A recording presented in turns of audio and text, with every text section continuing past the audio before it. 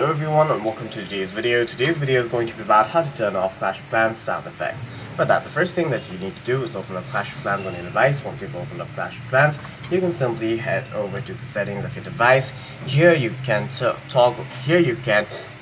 the slider down to turn off sound effects. For music too, you can move the slider down to completely turn off music. You can also use your volume sliders on your device itself to completely up or down the sound effects along with the music. For any further questions, please feel free to leave a comment down below.